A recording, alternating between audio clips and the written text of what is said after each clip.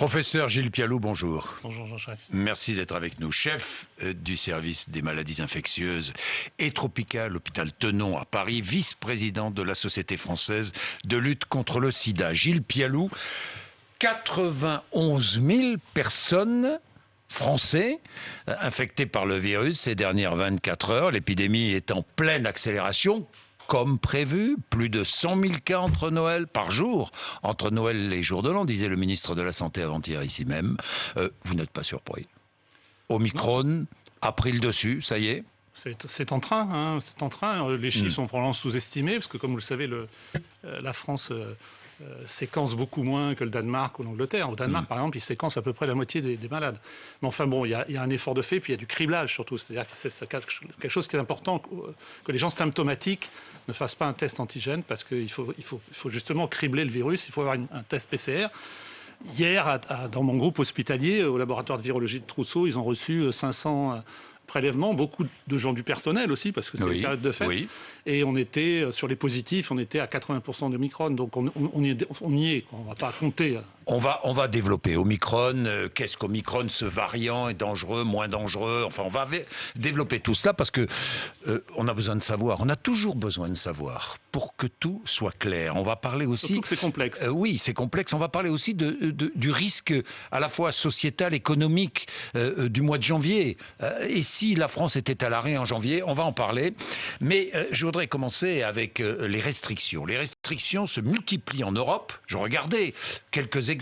Couvre-feu en Catalogne, confinement aux Pays-Bas, passe vaccinal déjà obligatoire en Suède, obligation de porter le masque à l'extérieur en Italie. Portugal aussi. Et Portugal aussi. Est-ce qu'on devrait être obligé de porter un masque en France? Contrairement à mes habitudes, je ne sais pas à moi de répondre à cette question-là, parce que c'est une question qui est que politique. Elle n'est que politique. Le choix politique qui a été fait, c'est de dire on attend de voir et on prendra des mesures. C'est un pari. C'est un pari. Oui, c'est un pari de plus. Et puis c'est toujours ce qui a drainé les choix politiques. Vous avez vu que c'est quand même pas ce qu'a demandé le Conseil scientifique. Le Conseil scientifique a réclamé des mesures drastiques sans les préciser totalement. Notamment parce qu'il y a un point important. On aurait voulu régler le problème de Delta avant de se payer Omicron en pleine face, si vous voyez ce que je veux dire. Oui. Donc là, on va avoir un effet double lame, double vague, qui va être très compliqué à gérer, même si on en parlera, Omicron peut-être moins pathogène. Mais donc, on n'a pas réglé le problème de Delta, donc qui continue à circuler, et juste dessus, sur cette vague Delta, Omicron vient se fixer la vague Omicron. Mais sur les mesures coercitives, il faut être clair, très vite, je veux dire, en janvier, ce sera trop tard. Voilà, donc c'est un choix de société. C'est un choix de société. Je dis en janvier, ce sera trop tard parce que Omicron sera... Oui, ça ne servira plus à rien d'instaurer des couvre-feux, des limites de restriction de circulation, des restrictions de circulation ou un confinement au mois de janvier. Et puis il y a aussi l'effet temps, c'est-à-dire que le rapport au temps, vous vous rappelez, le président de la République, il disait c'est le virus qui met du temps, sauf que l'unité de temps a changé. C'est-à-dire que le temps de doublement d'Omicron, il est de 3 jours. Donc vous comprenez bien que si vous prenez une mesure, vous courez derrière. Donc fini, les mesures... Je n'ai pas dit que c'est fini. Il y a vraiment un point central qui va être la fin de la semaine, le 31. Le 31. Alors, Omicron. Regardons Omicron. Est-ce que donc Omicron aura remplacé Delta très vite, totalement remplacé Delta très vite, dès les premiers jours de janvier, j'imagine. Pic à prévoir, selon tous ceux qui font des prévisions, vers la mi-janvier, fin janvier? Oui, c'est ça. Enfin, ça dépend ce qu'on entend par pic. Est-ce que vous parlez du pic de nombre de cas? Du nombre de cas, oui. De cas, oui, c'est possible ça. Alors évidemment, il y a une note optimiste. Enfin, il y a plusieurs notes optimistes, mais il y a une note optimiste qui est de voir la relative décroissance. Voilà. Ça décélère vite. Ça décélère vite dans une population qui est peu vaccinée. Mais c'est toujours difficile de calquer un modèle.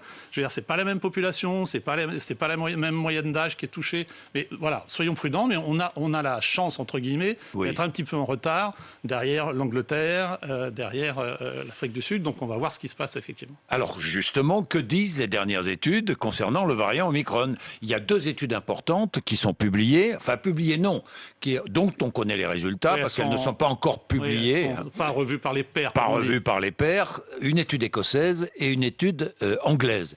Que disent-elles? Alors l'étude écossaise est intéressante, mais il y a peu de malades. Je rappelle quelque chose que d'ailleurs Olivier Véran a dit à ce même micro. C'est que pendant qu'on dit que l'épidémie écossaise est importante, il y a aussi 30% des soignants en Écosse qui sont contaminés. Donc il ne faut pas perdre de vue ce qu'on va sûrement discuter. Oui, on va en parler. C'est l'épidémie d'absentéisme qui est probablement une des problématiques nouvelles de cette vague-là. Mais pour l'étude de l'Imperial College de Londres, qui est plutôt bien faite, parce que le but n'est pas de comparer le taux d'hospitalisation, c'est de comparer le taux d'hospitalisation pondéré sur le fait que les gens sont vaccinés, quelle est la tranche d'âge. Parce qu'au Danemark, les premiers contaminés, c'était les 20-35 ans, et c'est par définition pas eux qui vont le plus en réanimation. Mais quand on pondère sur ces facteurs-là, effectivement, on s'aperçoit qu'il y a une diminution d'un facteur 2, 3 du risque d'hospitalisation, ce qui est plutôt une bonne nouvelle. C'est-à-dire que lorsqu'on est contaminé par Omicron, on a moins de risque de se retrouver à l'hôpital. Soyons clairs. Voilà, il faut bien sûr, et évidemment, a fortiori si vous êtes vacciné, puisque vous avez l'effet de la vaccination et l'effet d'Omicron. Oui, pourquoi ? Parce que Omicron touche les plus jeunes ? Une population plus jeune ? Mais c'est souvent dans les débuts des vagues comme ça que, évidemment, c'est les gens qui ont le plus d'interactions sociales qui vont attraper le virus et après ça diffuse dans le reste de la société.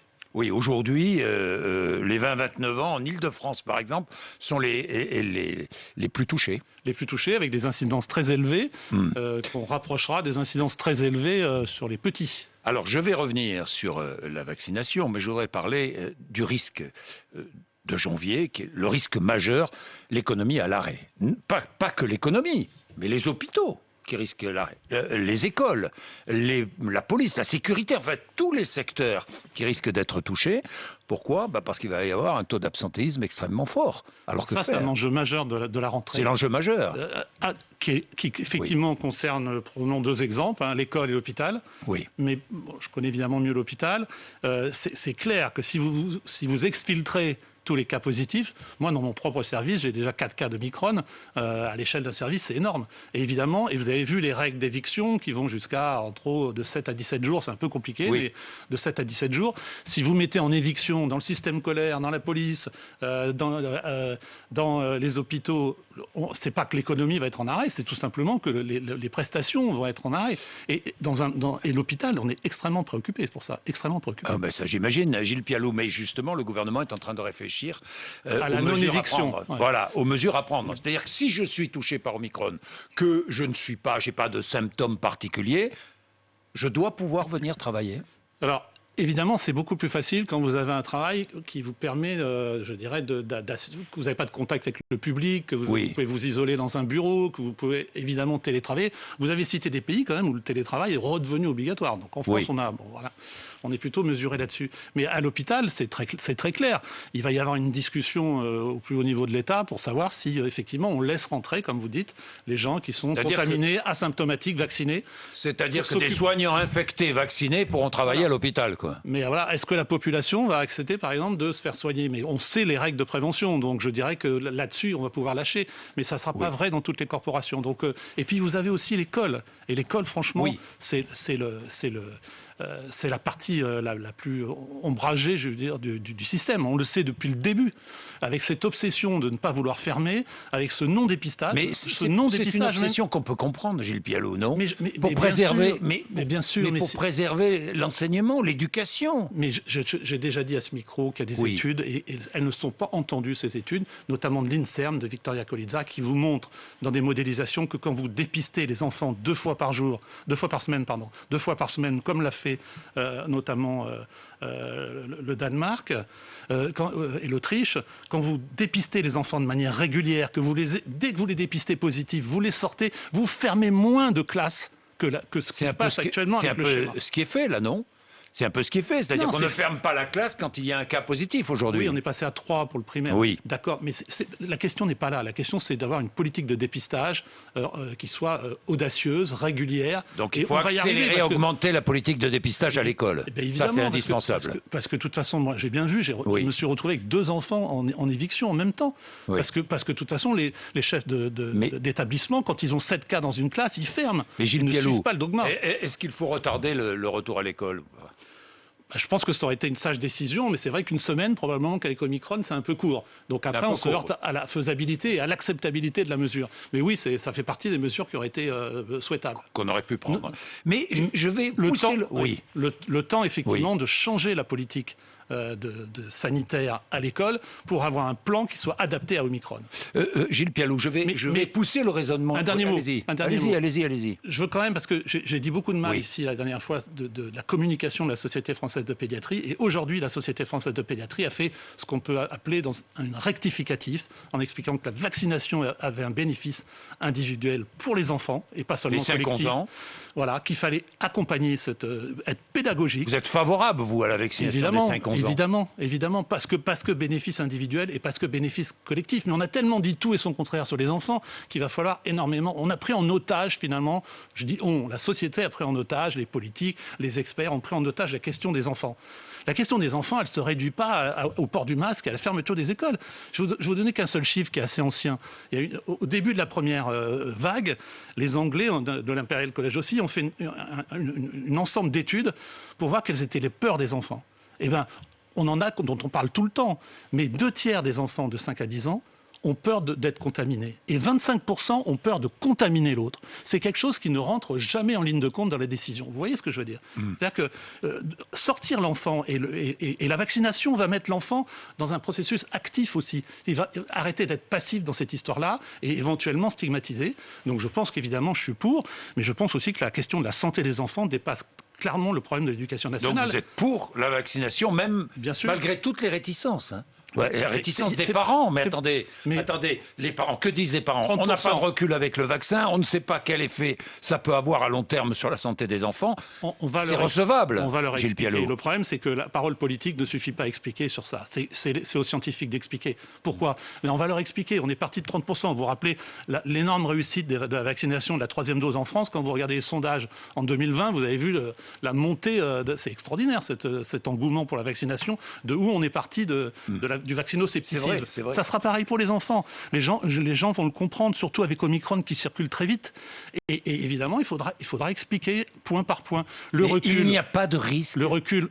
Donnez-moi un seul vaccin au monde dont on s'est aperçu très tardivement qu'il avait un effet secondaire. Aucun. Vous voyez ce que je veux dire ? Donc quand vous avez mais quand on parle de myocardite ou de... Mais c'est des effets à court terme, ça, c'est des effets à très court terme, c'est des choses qui se ça passent. Existe, ça existe, mais le rapport bénéfice-risque est complètement à l'avantage du vaccin. Bien. Donc, et 25 enfants, ou je ne sais plus, le chiffre a été dit à ce micro, 25 enfants en réanimation, c'est 25 enfants de trop. La vaccination de 5-11 ans, donc indispensable, on est bien d'accord. Mais je voudrais revenir sur le risque de paralysie du pays au mois de janvier. Je vais pousser le raisonnement jusqu'au bout, avec un variant beaucoup moins dangereux, beaucoup plus transmissible, mais beaucoup moins dangereux. Est-ce qu'il ne serait pas mieux de laisser finalement le virus circuler ? Le virus circuler le plus rapidement possible pour donner une immunité collective. Je vous pose franchement la question. Franchement, moi, c'est quelque chose que je mets dans les fake news. Pourquoi ? Vous me prenez pas mal. Non, mais je vous pose la question. C'est un mythe, l'immunité naturelle. C'est un mythe. Oui. Pourquoi c'est un mythe ? Je ne parle même pas d'Omicron, parce qu'on ne connaît pas bien l'immunité naturelle d'Omicron, par définition, parce qu'on n'a pas assez de recul. On va la connaître. Mais je vous parle de Delta. Pour avoir une immunité collective, il faudrait, surtout avec Omicron, il faudrait que 95% des gens soient infectés. Qui va accepter... Alors après, c'est des choix de société, mais qui va accepter que 95% des gens aient une probabilité, alors que ça soit 1% ou 0,5% de décès, de passage en réanimation et tout ça. Vous voyez ce que je veux dire ? Oui. Et en plus, l'immunité induite par un virus, par exemple le virus alpha ou bêta, n'est pas forcément efficace pour celui qui vient d'après. Et on sait qu'Omicron ne bénéficie pas... Moi, j'ai par exemple des soignants qui ont eu 2 injections de Covid. Oui. Parce qu'ils ont eu le Covid avec une mauvaise immunité croisée par rapport à Omicron. D'accord. Donc l'immunité naturelle, il faut l'oublier. Il faut l'oublier. Bon, et il ne faut pas oublier la dose de rappel, qui est indispensable. Alors là, c'est la ligne Maginot. La ligne Maginot, c'est la dose de rappel. C'est la troisième. C'est la troisième dose. C'est le rappel. Les non-vaccinés. Et il faut aller chercher, ça a changé maintenant, les gens qu'il faut aller chercher. Ce qu'il faut aller chercher, c'est les 2 millions de plus de 65 ans qui sont non vaccinés. Oui. Ils sont prioritaires. C'est le million de patients qui ont des comorbidités, je pense notamment aux obèses, qui ne sont pas vaccinés non plus. Oui. Et il faut aller chercher les plus de 65 ans, les 2 millions de plus de 65 ans qui n'ont pas la 3e dose. Et tout va se faire sur cette 3e dose. Alors, vous avez regardé... pas moi qui ai décidé, c'est le virus qui décide. Dans votre hôpital, Tenon, vous avez rencontré des non-vaccinés, hospitalisés. On ne rencontre pas, on vous êtes allé les voir. Service avec. Vous remplissez votre service avec les non-vaccinés? Oui, moi j'ai 13 lits, je ne suis pas le seul à faire du Covid dans mon hôpital, mais moi j'ai 13 lits, c'est la moitié de mon service, et donc sur 13, j'ai 11 non-vaccinés. 11 non-vaccinés sur 13. Et vous les avez rencontrés. Que vous ont-ils dit, ces non-vaccinés? Alors ça, c'est mon obsession, j'embête les internes et les externes. Alors évidemment, c'est déclaratif, mais j'ai fait très vite, j'ai fait la contre-visite. En gros... sur 11, il y en a 6 qui n'ont pas eu le temps, pas l'occasion, qui attendaient de voir et qui se retrouvent avec 10 litres d'oxygène, parfois en réanimation. Il y a très peu d'antivax. C'est ça qui est incroyable. Sur 11, on avait quoi? Je vous tranquillise, on soigne tout le monde pareil. Il faut aussi arrêter avec les faux messages. On soigne tout le monde pareil, y compris sauf qu'ils nous pourrissent. Parce qu'il y a beaucoup de violence à l'hôpital de la part justement des non-vaccinés et de leurs familles. C'est une dimension nouvelle de l'hôpital qui nous inquiète, même si on est là pour faire face.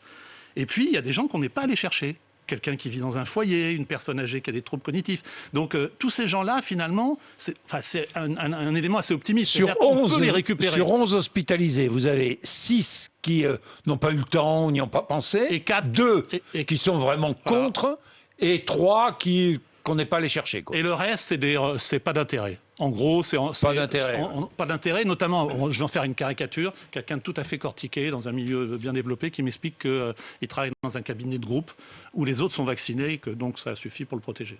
Non. Si. J'en ai eu plusieurs qui m'ont dit ça. Donc je pense que ces gens-là, on peut aller les chercher. Bon. Les tests, je termine avec en plus de tous ceux qui viennent spontanément. Alors, les tests, PCR, antigéniques, salivaires, autotests, ils sont tous valables ? Franchement. Ils n'ont pas tous la même sensibilité. Oui. C'est la sensibilité qui compte. C'est de pas laisser passer une personne qui est positive, c'est ça. Oui. C'est-à-dire de la rendre négative alors qu'elle est positive. Les autotests, qui sont très pratiques, évidemment, c'est pas un chèque en blanc de non-contamination. Mais pour ce soir, par exemple, c'est bien d'avoir... Évidemment, il faut le mettre dans le sapin. Oui. Je l'ai déjà dit. De mettre l'autotest dans le sapin, oui. Je vais vous faire une anecdote parce qu'on va se détendre, c'est le jour de Noël. Allez-y. C'est une blague, c'est pas une blague chez moi. Moi, j'ai fait autre chose avant le Covid. Oui. J'ai fait notamment la prévention de la lutte contre le sida. Je vous raconte un truc perso.